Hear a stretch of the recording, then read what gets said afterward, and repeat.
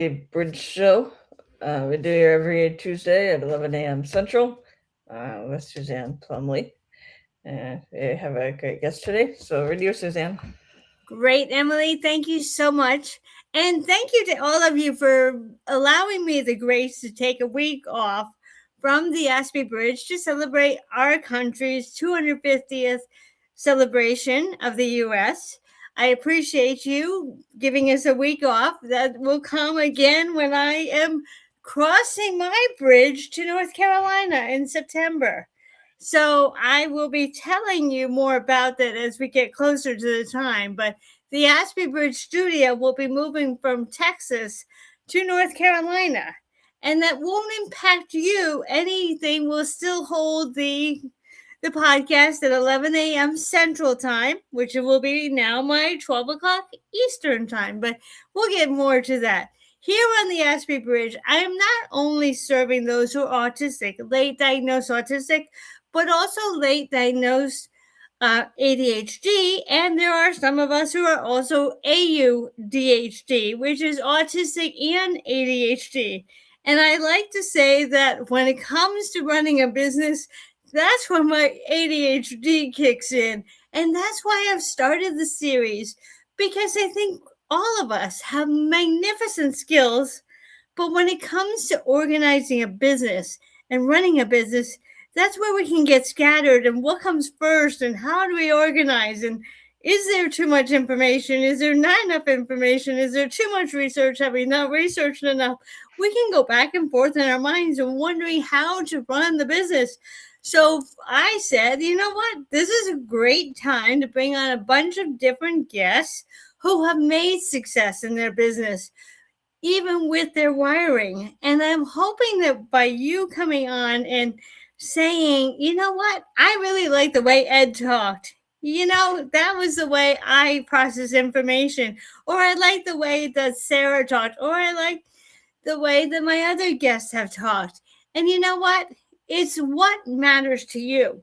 There is no right way, there's no wrong way. It's the way that resonates with your wiring. That's why I'm bringing on so many different people. I don't expect you to mix them all together. You need to hear who resonates with you and who will help you. Now, I am in the process of getting my certification in helping in neurodiverse entrepreneurs also. So, pretty soon, I'll be among the experts to help you get into a business with confidence. But for right now, I'm still learning. I'm still your torchbearer, and I am excited to bring you Ed Finch, who will help you to understand all about clarity and all that information that's coming at us and how to sort it out and how to arrange it so that we're not overloaded. Welcome, Ed. Would you love to tell us a little bit about yourself? Thank you, Suzanne. Yes, I'll give you a brief introduction. There's so much to say, so much to share, so much value. So I'll just give you a little snapshot of my business and how it came about and what we do. So the business is called Finch Model. It's an LLC. It's registered in the US. The strapline to Finch Model is order out of confusion. I've done that on purpose, catch people's attention, and it's because it's what I love doing. We were talking earlier. I I'm not really that conventional, and I don't stick to convention. I like to challenge rules, and I like to see where things are missing, which is where I've got to of late, especially this last year. I now publish regular cartoon, if you want, a sort of fable. It's a satire, which I do every Friday, called The Clarity Scrolls. It's a satire on business and marketing. And very much what I do now is I don't give people answers. Now that sounds controversial. what I what I do, I mean, I could do. My background is in coaching. Just very briefly, I started in coaching back in the well, early to mid 1990s in the UK. The people who trained me wrote the first ever national coaching standards, and I was one of the first people to qualify to assess other coaches against national standards. So that's a little bit about where I come from. So coaching is in my blood. But the important thing for me is that the role of a coach isn't to give people answers. The role of a coach isn't to tell people your opinion on how everything should be done. You've got one job as a coach, and this dates back to the 1990s. Your job as a coach is not about your skills. It's not about how clever or how good or skilled you are. You've got one job and one job only. Your job is to enable everybody you're working with, enable them to become the best version of themselves. So that's what I do in Finch model. And what we do, instead of giving people answers, we create the conditions within which they can find the answer. So that requires a lot of deep research in order to find the answers in the first place, and then designing the conditions so they find answers. But everybody's going to find different answers. They're all going to find a different place. So all of our free resources on social media are all about helping people explore where the answers are. And I'll give your listeners a little insight, a little tip that nobody knows yet. Oh, I'd love to hear that. Yes. Within the Clarity Scrolls, I have some characters that I created. One's called Trusty, the other's Connie, and there's Master Divine. And there's one character you'd never see. You hear about them, you hear them mentioned by name. The name is Ellie. Ellie appears at perhaps people think strange times. Usually when something is funny and something unexpected is happening. Ellie's there on purpose. Ellie represents what everybody's overlooking. The obvious, the solution that was there all along, but it is so screamingly obvious that nobody notices. Well, you can guess what Ellie is whenever she's in the room waving her trunk. Ah, gotcha. Gotcha. Yes, for You sure. never see her, but she's there the whole time. Oh, And yeah. that is just part of the hint. That's why we create these conditions for people to think, now there's something I might have missed. What is it? And they go back and they look and they hope they find it because we created conditions. So I'm not saying, here's my solution. This is, I can tell you what works for me, and it may not work for some other people, but I'll create conditions for you to see there are different possibilities. So in a nutshell, that's what I do. I think that's great. I really like that. I like that a lot. And that reminds me that it's when I went through my certification to become a coach, I'm working on the neurodiversity aspect of it. But when I went through it, we do what is called evocative coaching versus directive coaching, which is what more of a therapist would use, is telling you what to do. Whereas evocative coaching is giving you ideas and letting you find the answers, just as Ed was talking about. And I love that. I mean, as I said at the beginning, it doesn't work for everybody. You have to find what works for you. And else's strategy may work great. I had someone say, all you need is a calendar. Now, I would start a calendar January 1st, like every New Year's resolution. And by April, it's just not there, because I guess I heard the expression that you can move your calendar. Well, I guess I move my calendar based on where the vibe is and where the energy is that day. So for me, a calendar may not work. It may work better for you, Ed, or someone else, but a calendar is not something that I can do. I had to wake up in the morning and I have the instinct, the intuition of what needs to be worked on. Yeah. Instinct and intuition, they're the things that people are increasingly not trusting, but they should trust. You should trust, and you should not beat yourself up if it doesn't work out. Remember Thomas Edison, his 1,000 experiments that went wrong. He didn't say, I failed 1,000 times. He just said, there's 1,000 things I know that didn't work till I found the one that did.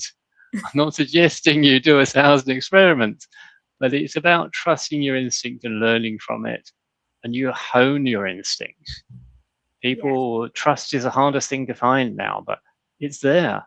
So the first person to trust is yourself. Trust Very, yourself, and very. just develop from there. Oh, I think that's so true. I mean, it's the way it comes. A calendar is great to give you a reminder of what might need to be done, but it's not set in stone. And trust what you know is the best thing to work for that day. I'm so appreciate that. And we have so much information coming at us every single day. The calendar, the social media, this, that, the neighbor's idea of what should be done. How do we keep that organized? Unlimited information often offers confusion. Yes. Well, the first thing I'll say is you're not alone. You're definitely not alone. The work that I currently do is with founders of successful businesses, so they're turning over multi-million. It's also with operatives, so chief of staff, chief exec, chief operations officer, that sort of level. One of the things that fascinates me most is when there is so much information, you're bombarded with information. How do you prioritize what is important? How do you know that something should be further investigated? There's a degree of instinct there, but how do you know which it is? And when information is getting even bigger, and not only is it getting bigger, businesses are investing more and more in more and more technology to cope with the pressures. What that has a multiplying effect. One of the things it does, well, there's two things it does. One thing is, remember, technology is dependent on what you put in. So what you get out depends on what you put in. And if you don't put in enough, the output is going to be not quite right. There's also an aspect with people as well, if we can talk about. But the thing is that that information that was there in smaller portions before and easy to spot suddenly gets dispersed. So it's even harder now to decide what to pay attention to. Well, that's what I'm particularly interested in, is how do people make those decisions and how do they cope with a bombardment of information? And one of the ways is that you need to think about where you're starting from. What is your foundation? If you haven't got a foundation, where do you go? Can I break in there for a minute? Yes. There is a saying that came from, oh my gosh, I'm trying to think if it was Einstein or if it was someone else, but the quality of the question will give you the quality of the answer you're looking for. So why is grass green? Doesn't give you much of a question. But if you were to say, I'm looking all around, and what are the different aspects of the sun that bring out the greenness and the grass when you're putting dirt into the ground? Now, that may tell you more information of where green comes from. It's a photosynthesis, and it will go into that. But why is grass green? The quality of the question isn't there. So when you talked about the starting point, it's the quality of the question that will give you the answer that you're truly looking for.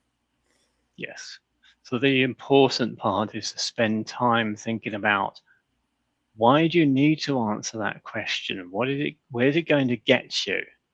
So don't be, everybody's distracted by shiny objects. New technology, new solutions, new ideas. Everybody's shoving ideas down our throat, frankly.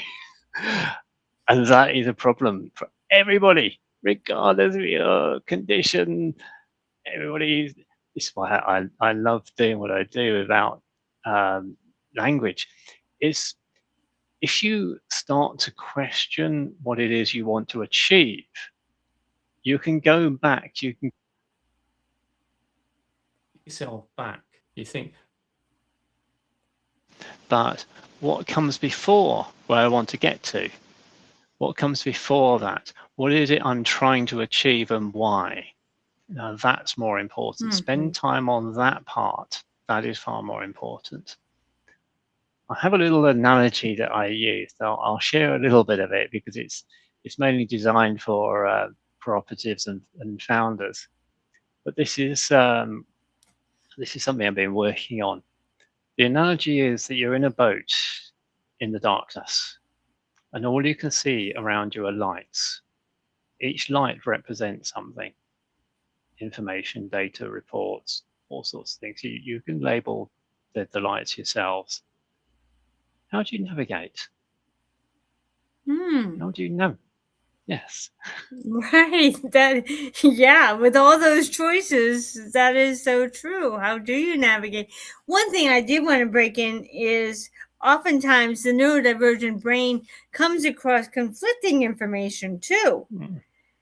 And maybe you can answer that at some point of how we might be able to focus. And that's your navigation right there of how do you focus between conflicting.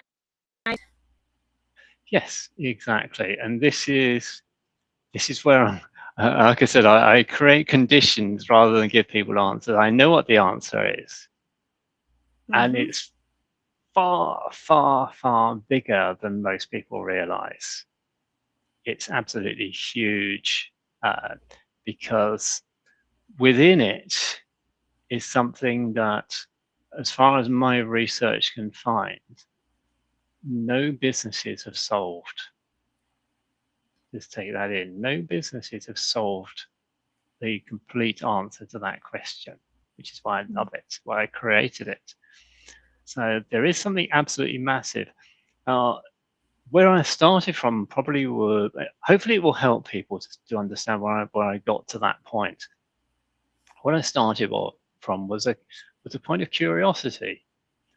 If the people I want to help are going to trusted sources for help, are they finding answers? And if they're finding answers, then they go to that source and then they stop looking. They're not. They're going to multiple sources and they're continuing to look. That was my starting point. That was the aha moment. That was like, okay, now all I needed to do was to break down the problem into the reason why I'm looking at it. I use ChatGPT extensively. I use it I use it as a thinking partner. Yeah. Oh boy, did I have a fight with it. I had a heck of a fight with it because it didn't want me to go down this rabbit hole, and it didn't want me to. It thought I was conflicting my business values. When we finished the research, it grudgingly admitted that I discovered something even it didn't know, and I was right to pursue it. Yes. But in order to do that, I had to stay in control. Here's a little anecdote that it shows my age. When I was at university, we had to do our thesis with 300 words on a computer. I did it on a computer, and the storage was a 5.5-inch floppy disk. Oh boy, yes. I remember that. Yes. That dates me, doesn't it? Yes. And we were all horrified. We were the first time we ever used computers. And a chap from the year above came and he gave me some of the wisest words I've ever heard. Amongst the wisest. He just stood there and looked at me as frustrated. He said, "Just remember, you are the master, not the machine. Use it for what it's useful for and nothing else." Yes, yes. I'm always saying that. And talking about your chat GPT, and I will tell it, no, this is what I'm talking about. So discernment. So many people get overwhelmed by the overpowering, wonderful, great, this. And I'm like, yes, but that's not answering my question. I have been known to say, no, this is what I'm talking about. So, yes, that's a perfect example of where you are the master not the Yes. machine.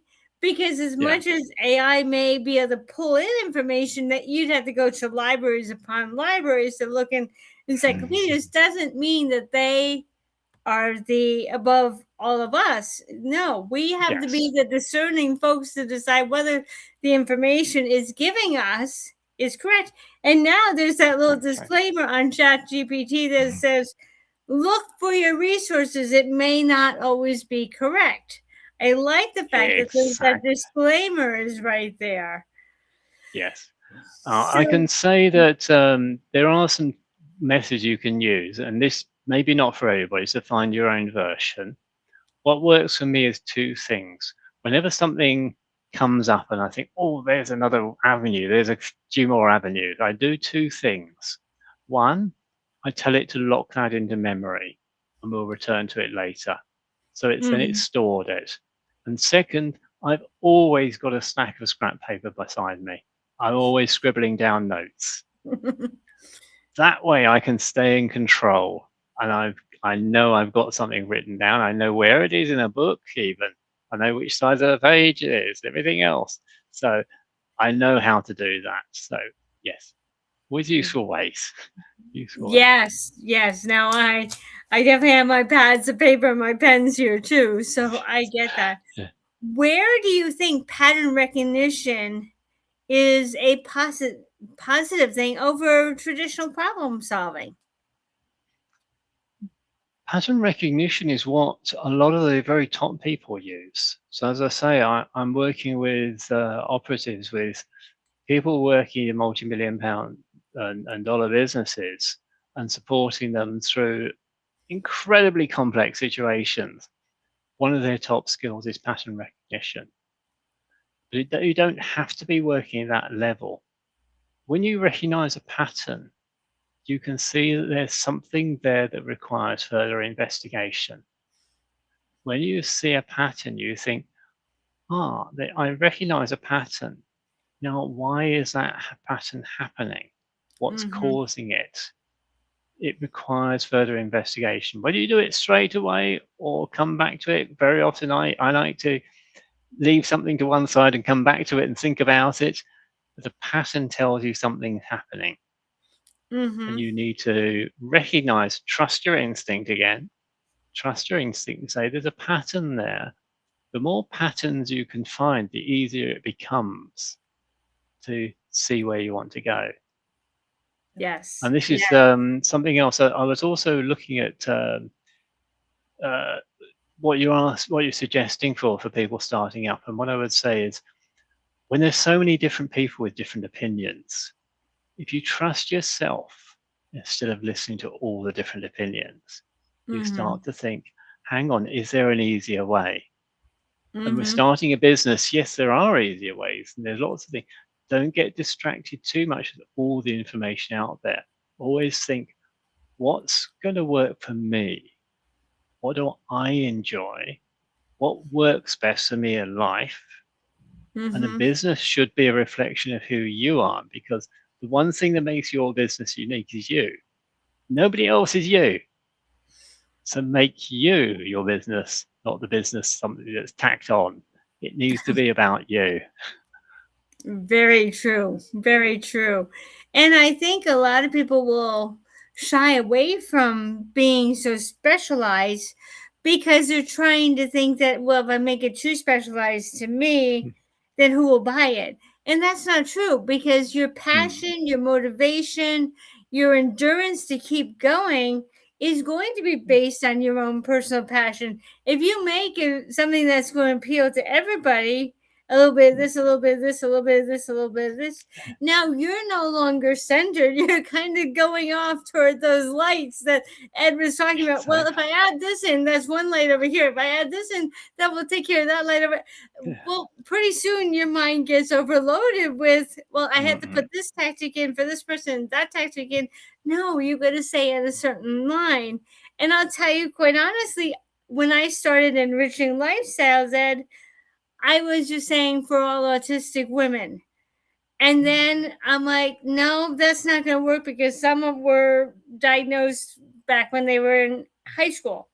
Others are Mm. diagnosed at the age of 5. Others were because they're in they're my daughter's ages, which means that from 1999 on, there was known evidence of autism in girls. Well, actually, it was 2008 for girls. But my point being that you have to specialize enough that you become the expert, not everybody else becomes the expert. And that's what's going Exactly. to keep your endurance going. Now, just quickly on pattern recognition for those who are listening, a cute little story I wanted to share with you. I work in retail, as many of you have heard over the weeks. And one of my jobs, I decided to go into retail where there is a diversity, inclusion, equity standard. So I can coach all individuals who are on the spectrum in this job. And what I'm always confused about is why some people have pattern recognition and others find an empty hole. Do you know, Ed, the difference between a stalker and a merchandiser? Yes. Yes. A stalker looks for the open holes, the problem solving. I can put it here. A merchandiser will pull the items together in a pattern and create it so that it's appealing to the customer. And I'm always so, why do they not see the pattern? Because they're solving the problem of putting a box in an empty hole. Yes.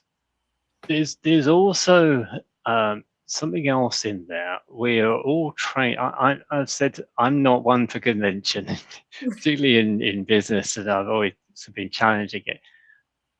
I mean, I increasingly think that now, and one of my big things is that everything we've been told about how business and marketing should be done was not designed for the current age. Mm-mm. These times are unprecedented. We need to adapt how we work. Now, if you just take marketing as an example, marketing used to be about selling to people. It was almost a forcing persuade them, tell them whatever it takes to get a sale. Mm-hmm. Try that now, and you almost won't get sales Right. because trust has gone through the floor. People see through.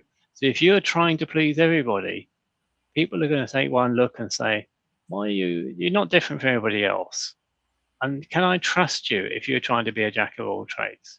Hmm. If you specialize and if you're true to yourself, there's a foundation of trust there because they see it as a reflection of you. They see you. Now, not everybody's comfortable about being visible online. You don't have to be seen if you're not happy about how you look or presenting yourself online. You don't have to these days. And I'd also say try not to use AI clones if you can. It's not highly recommended. It's because of particularly because of the authenticity part. People see through it. And Yes. this is why you shouldn't be trying to do multiple things. You should, I'm not saying niche down too much, but niche to who you are, niche to what is true to you, because people will see that. Understand your end user first, understand them. Then you can stock your business with what you want because it reflects who you are and reflects who they are, and the two meet together. That's the important part. They really do. They do. They often do.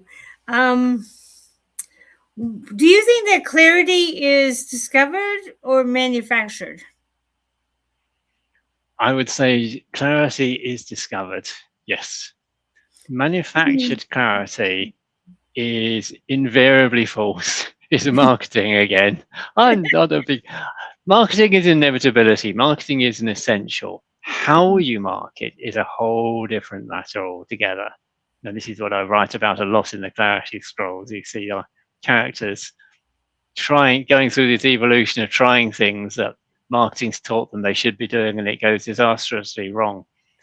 The lovely thing about satire is that people see these characters doing things and it goes disastrously wrong, and they go, God, that's hilarious. That's fun. People have told us so many times that is hilarious. They've done that. And then a moment later, boom, it hits them.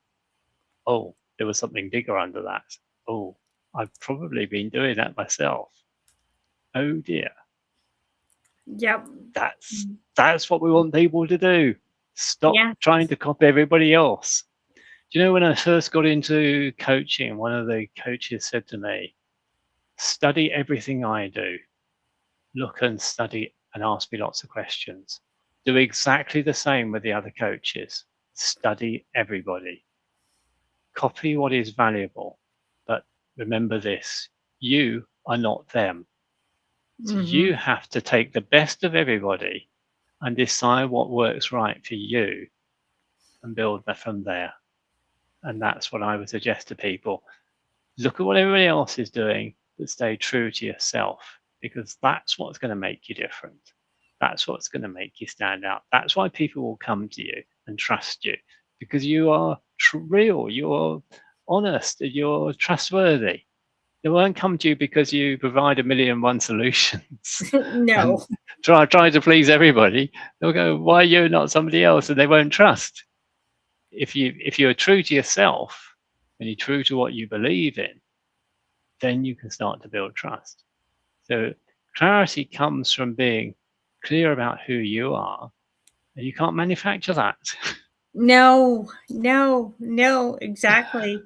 Exactly. I mean, you were talking earlier about the number of people who will show up on a FaceTime live, a Facebook live, and I'm like, that's not me. But right here in this podcast, talking to all of you and having a conversation, that's where I found my niche, because Yeah. now I can put the rejection dysphoria aside and get to the bones Mm, of what's important and let people mm, take it. If I were to get mm, on Facebook Lives for me, mm, I don't think that would do the same thing. So copying may not be the best way. Find who you are.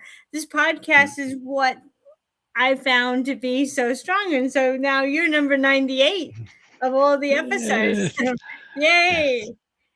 That's great. And I'd add a little anecdote for you as well. This may help people. Don't be put off by your limitations. Don't see your limitations. I see problems not as a barrier, but an opportunity for a creative solution. Oh, So, just to give you an example, I write the Clarity Scrolls, which is our weekly podcast.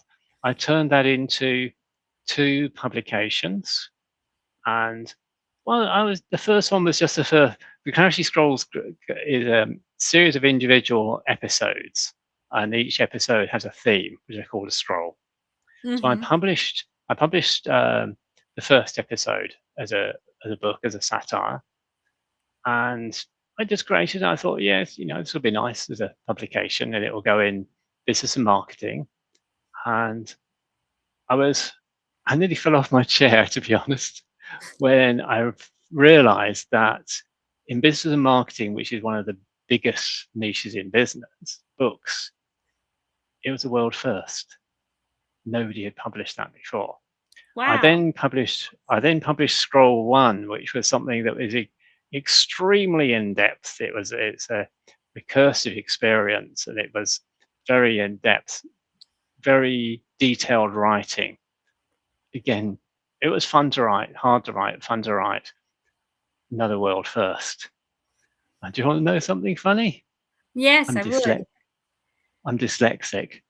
I always have been my whole life. Yeah, how can I publish 2 books to the world first and be running a business when I'm dyslexic? Yeah, don't let I your limitations love stop you. words. I love Yes. them. It's the heart of my work. But I don't Yes. let it stop me. It's not holding me back, because I found a way around. I found solutions, and I've just been true to myself. So stay true to yourself, stay true to your strengths and develop them. And I always used to say, um, I mentioned before that I was in coaching. I was in coaching for about 15 years in total. Um, I was actually a coach in the martial arts. And one of my favorite things with students was I used to say to them, you've got to train the one muscle in your body like nothing else. And you've got to overcome the one enemy you've got, and they're both in the same place. Now, to strengthen muscles, you've got to work them and you've got to rest them. and you've got to feed them.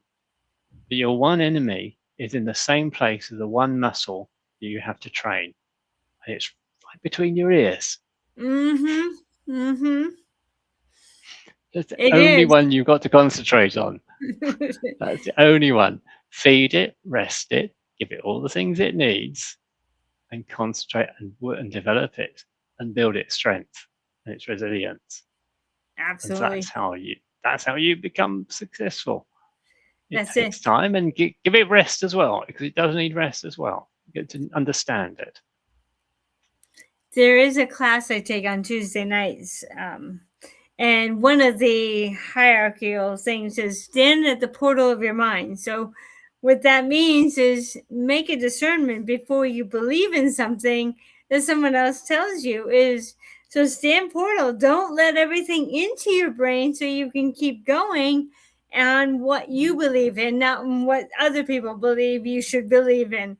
And I go through that with my own family. It's like they have a certain belief of what things should do and how I should live my life. But Yeah. if I let everything into my head, I wouldn't go anywhere. I'd be spinning my wheels. So you have to have discernment for what is right for you. And that's the same thing in business is if you take every idea, and often the neurotypical business coaches will tell you, well, you got to do this, you got to do this, you got to do this, without fully understanding that that's not something that's going to work for us. So we need to find a different operating system that does work for our wiring. Yes. And think about it in terms of a box, if you like. You've only got so much space.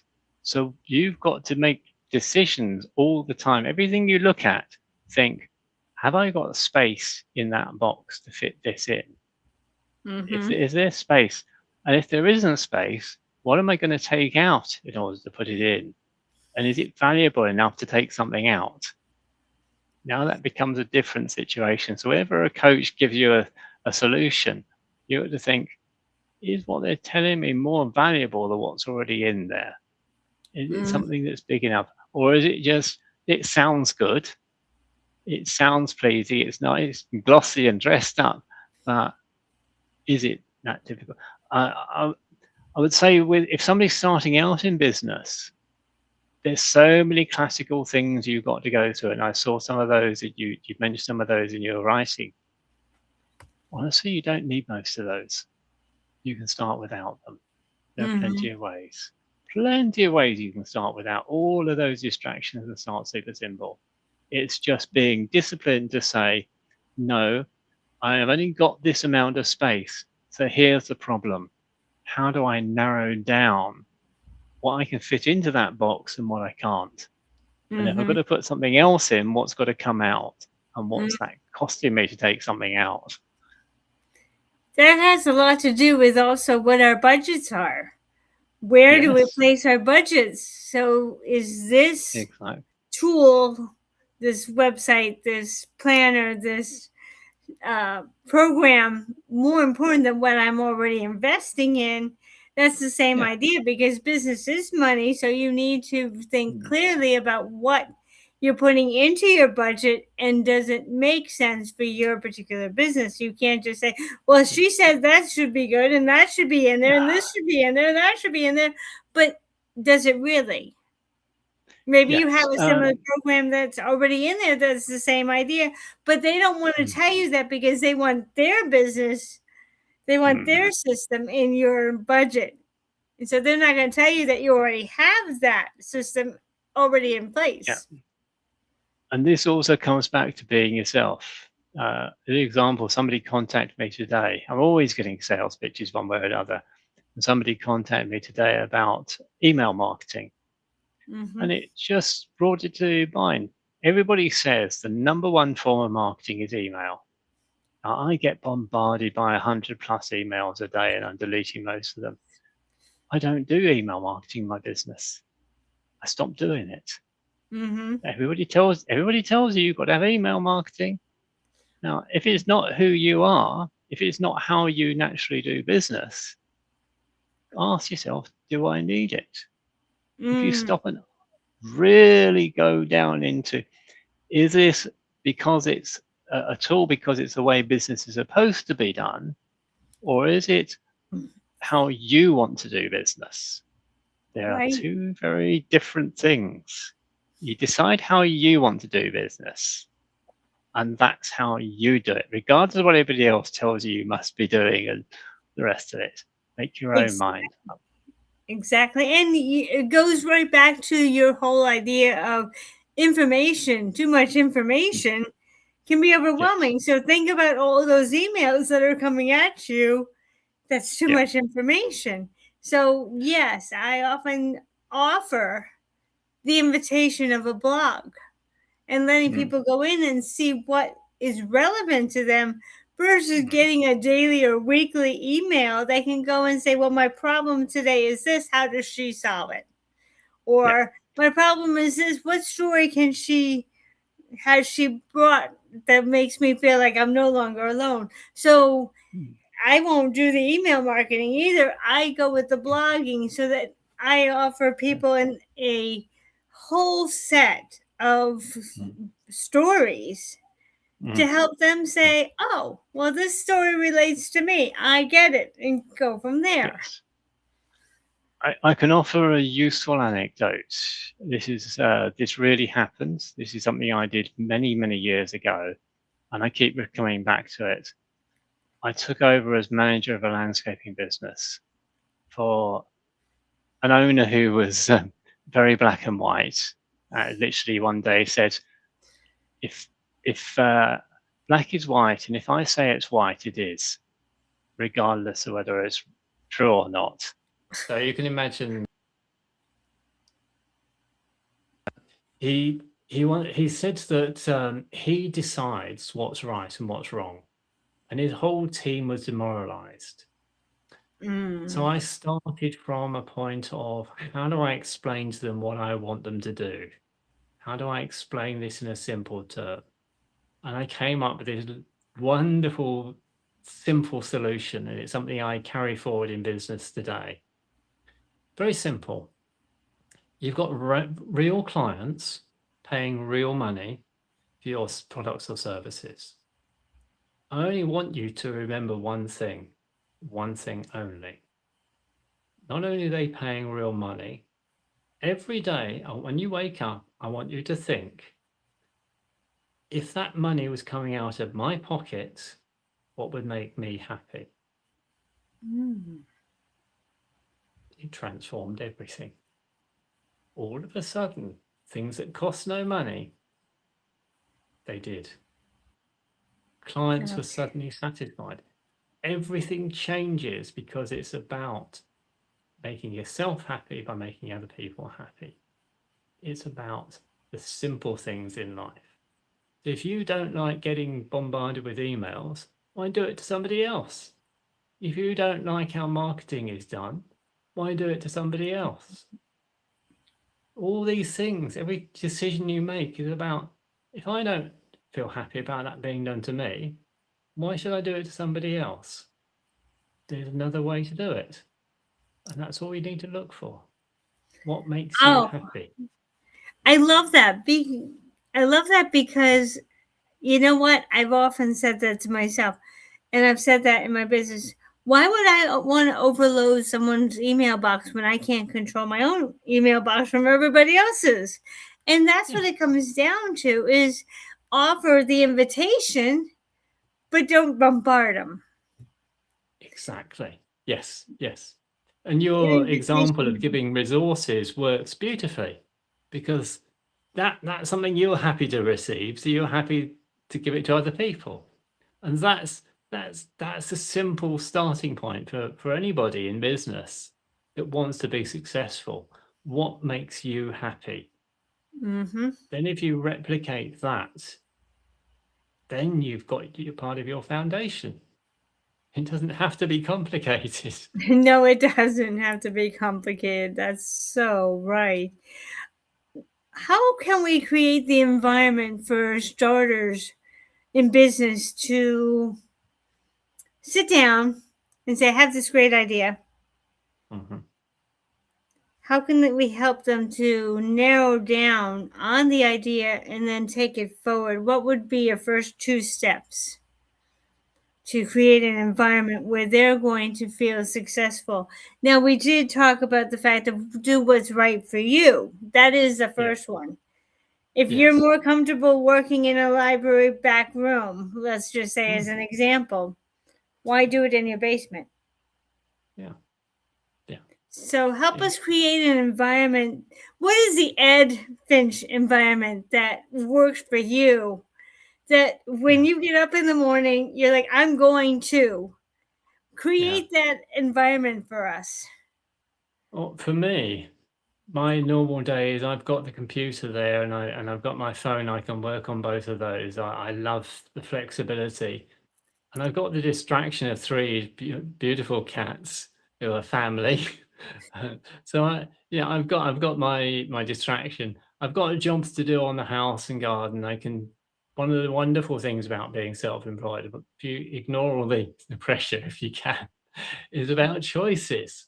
So Mm-hmm. I can literally say each day, I've got things that I know must be done by a certain deadline, and I've got some things that can be moved. So what's my priority today? And I can be flexible, and I can be flexible with myself. I've got to be true to myself. I'll share something personal because this is a lesson hard learned the wrong way.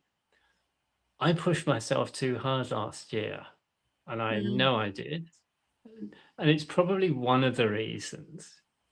And one of the things I was doing was going to be launching a podcast, and it was going to be something very different. And I was super excited. Talk to all these lovely people and share all these stories and hear about them and everything else. And I went on a networking event and signed up people ready for the podcast. And I got up the next day and I felt like I'd been hit by a train. I felt absolutely dreadful. Cut a long story short, it took me most of the day to realize that during the night I had a stroke. Oops. Wow. Suddenly 6 months off work, still Yeah. recovering. This was this time last year. Something to overcome. Now, you are not infallible. You've got to listen to your body. You've got to take care, and you've got to have backup plans. I looked at that and said, okay, I can't do anything at all for several months, but it's not stopping my brain from working. As fuzzy as it is, I can still think to a degree. Isn't it coming back? And it came back, but I could still think, and I used the time to stop and think, okay, let's get back to basics. What do I want to be doing that's important to me? Was I pushing myself too much in the wrong direction or into too many things? And that's where I came back to, no, simplify things, get it back to basics, get it much more about who I am and what I value, which is why I'm totally all about ethics. Totally, Yes. everything is about ethics. It's about understanding people and not following conventional rules, just questioning why things have always been done that way. And is it right now? Because conditions have changed so much. We all know about AI, and if you look on the internet, look at how the internet has changed since Tim Berners-Lee invented it and gave it free to the world. And look what the world's done with it. Oh, Now right. we're bombarded with information. Mm-hmm. And a big percentage of it is false. And a big percentage of it is AI bots. So this is another reason why people aren't trusting anymore. So you've got to give them more real life. So if you start to look at what is true and what is maybe glossy packaging, look for the patterns. This is where your strengths lie. Look for patterns and spend the time looking for patterns and looking to see what is true to you and who you are. And that's why you'll succeed. And the more you look for patterns, the more you can help other people because you start to see things others can't see.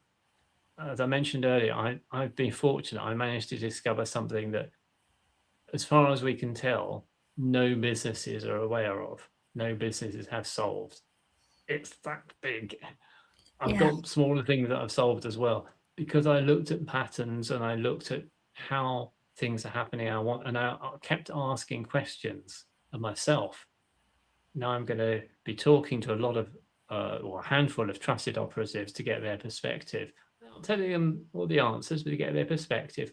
I'm constantly challenging my own thinking until I Mm-hmm. get to the point where I say, yep, I'm happy with that now. I can run with that. I can start using that, but not to give people the answers, because it would be my answers. The other Right. valuable thing in business, if I give somebody an answer, it's my answer. If I create conditions for them to discover it, they own their answer. Completely different thing. They're paying for the experience, but they Mm-hmm. own the outcome, they own the answer if you create the right conditions. Just a And very that different way comes of working. back. Yeah, that comes back to the fact that they're going to have more endurance to keep going on it if it's theirs. I like to pull up the analogy to many people, which is, would you rather swim upstream and resist your own personal ways of doing things, or would you rather float downstream because it flows easily? And I'm like, Yes. yes, you can fight the system that Mm. meet your needs and do what everyone else is, but that's paddling against the current. Why not Mm. float down with what you want to do and let it Yes. flow easily? And I Yes. just think that works. Neurodivergent thinking can be a business advantage. I see that through the patterning, through the discernment of ideas. What are some other ways that we have? Let's back up and say we know that doing it your way, in the way that's most comfortable. We know that um, being discerning about ideas that are coming at you. What are some other ways that we can let people know that being a neurodivergent does not make you a doesn't isn't a deficit, is actually an advantage? And I've said this to myself, but I would love others to hear, where do you think that all of the advantages are of being neurodivergent in I think business? let me give you another quick analogy. Yeah, When I was at these are university, helpful. I was just finished my postgrad diploma. I was about to start my master's. There was a particular tutor. He had a readership. That's the highest possible qualification you can get. It's way above professor and everything else, a readership. One of the students came in my whole class came to me and he with a story. This particular tutor, Colin Treen, phenomenal mind. And they said they went and asked him about fellow students. And he summed up the character of every single student, everyone. And they came and told me. And then when it came to me, he said, I haven't worked it out. I haven't worked him out. And that stayed with me. And you know how I felt? Pleased, proud. He Mm-hmm. hadn't worked me out because I'm neurodivergent. But I found my answer, and it was by chance. A deep philosophical chat with a fellow student in the house who was student accommodation. And he gave me a copy of Robert Piercy's Zen and the Art of Motorcycle Maintenance, Inquiry into Values. I found myself in there. I found Mm-hmm. why Colin Tree never understood me. Mm-hmm. And it was to do with quality. If you get to the heart of what quality really is, it's beyond the capability of the human mind to comprehend. But to get anywhere near close to it, you've got to be somebody who has followed a path that very, very few people in the world have followed. It was the first time in my life I discovered that that's where I was. That's why Mm-hmm. he couldn't understand me. That's reason. Not because I feel clever, I don't. It's because my mind works in a different way. So look to see what is true to yourself, and everything you've got, every skill you've got, hold on to it and be proud of it. And ignore the naysayers, ignore the critics, because more often than not, they're jealous, frankly. Yes, they are. Be true to yourself and be happy about who you are and happy about your skills and develop those. Because particularly in business, but also in life. Another very, very quick one. I once went to a conference, and I've been to so many conferences over the years. Only one of them stayed in my mind. The speaker who came on, who looked at a room of a few hundred people and said, "I'm only talking to 2/3 of you. I'm not going to talk to the other third of you at all." Looks of horror across the room, and he said, "1/3 of you looked at me and you don't like me. Well, you've already made your mind up and I'm not going to change it. So there's no point in me talking to you. 1/3 of you haven't decided, so I'll wait till you have. And 1/3 of you immediately connect with me and like me. So I'm only talking to 2/3 of you." And I'm thinking, it's not just the conference, that's life. Not everybody's going to like you. Don't waste your time. Stop worrying about it. Yeah. Some people won't like you, and stop trying to change their mind. If they haven't decided, let them make their mind up. But don't change who you are because of it. Very simple. Those are sound ideas for starting the business. Don't go out and try and please everybody. You're not going to. Go out for the people who truly resonate with you. And that's why I like all your stories, because it gives me the feeling of knowing you better with your analogies and your stories than if you had just come on the podcast and just spurted out all this information. But that's the whole point of our discussion today, is spurting out information is not any more helpful, but stories. That's where I think people really latch on. If they don't find that your stories resonate with you, they're not your people. Exactly. Yes. There's another favorite story of mine, and this really happened. It's not about me, but it's just the analogy that works. I once sat in and watched a class of ninjutsu, and I was fascinated. And at the end of the class, I asked the sensei, the instructor, I said, because I was a bit confused, I said, "What are the rules of ninjutsu?"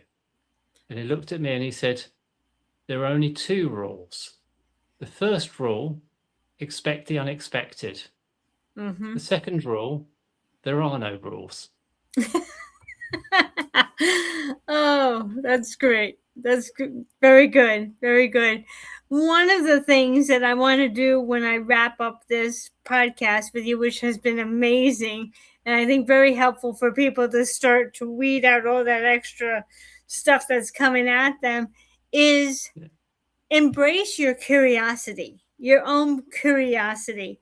Because so often we were shamed for all those questions we asked. Why? We were shamed for that. And that's not a symbol of you being bad. That's a symbol of them not being able to comfortably answer your questions or knowing how to answer your questions. But never give up your source of curiosity. If someone doesn't have the answer or they don't know, it would be nice if they would say, "I don't know." But oftentimes what they'll do is they'll come out with an answer that they think. And that's when you're the discerning is like, no. So embrace your curiosity. Go after that. And when you were talking about the researching and everything, I'm like, yeah, curiosity is probably your first key to going after what you want in a business, is finding out what works for you, finding out what answers work for you, finding the stories that work for you. Exactly. Yes. But if you think about it, who's always asking why? Who's always asking that question? Children. Children, it's always why? And they're curious. Why do they stop asking why when they're adults? Because society has told them the rules of society are you must conform and not ask so many questions. Some don't follow that rule. Mm-mm. Good. They're more curious. They continue to be curious and good. And if you read, if anybody fancies reading it, read Robert Pirsig's second book, Leela. And in his second book, he talks about inquiry into morals. And he talks about those who don't conform with society's rules. And one of the things he said that's crucial to all of this, he said, if everybody conformed to society's rules, society would collapse. Mm-hmm. It would not evolve. It has to have the mavericks in order to continue evolving. It has to. The same is true in business. You have to have people who question, because that's how we all evolve. And without people who question, we collapse. Yeah, there are some question qualities. You could ask a what question. Or in the spiritual realm, which is what I'm working more and more, you can ask, who can I become? Who do I need to be to become? And start to look at that for your beginning question of who do I want to become as a business manager, or as this coach, or as this business leader. When you start to use what and who, you may come up with some better questions than the why, because the why is more open-ended. Who do I need to become to blank, blank, blank? What can I do to do blank, blank, blank? And when you get curious on those two who and what questions, that's going to help you go down a straighter line or through a more discerning path to what you want to do. Yeah. And sometimes, as you said, not everybody's got the answer, and sometimes people don't want to admit they haven't got the answer. Right. So one of the beautiful things, and I do this in my own work, is I look for gaps. I look for gaps. Patterns show you gaps as well. Make a note. If the person you're asking hasn't got the answer, that is an answer in its own right. That's an opportunity to say, oh, clearly something's missing. Can I find out another way what the answer is? And the answer for me, not the answer for everybody else. Right. When you've got the answer for yourself, then you can look to see, are there other people who would benefit to know this? That's the crucial difference. Absolutely. Is there anything, Ed, that we can let people know? I do want you to send me the names of those two books so I can put it into my Ashby Bridge podcast so people can look it up. So if you would send that to me. And remember, everybody, to subscribe to this podcast and go to the Facebook group page, the Ashby Bridge, and you can ask Ed questions there, or any of my other guests for that fact. And we'll put the books titles right under Ed's picture so you can be sure to grab the information from there. That's one of the reasons why I like to put up his bio and his picture, so that you can go directly to his spot and find the information that we've been talking about today, the book titles, because I'm going to be checking out those book titles. I hope you will too. I think they're going to be very good for our neurodivergent brains to really get into what's important to us, not what's important to the business world. Yeah. Well, I'd actually pulled them from publication, but they're still available. So if anybody wants them, I'm more than happy to send them out. What I have got on my LinkedIn profile, it's also on my Facebook as well, is a site called A Quiet Space. And it's a resource I worked on as an example, because the work I do is hard to explain, but best experienced. And what A Quiet Space does is a place where you visit the first page and it gives you conditions to question some of the things yourself. At the end of every page, it says, it's perfectly fine to pause here. It's perfectly fine to leave at this point with everything you've got. And there is no right or wrong. Only if you want to continue to the next page.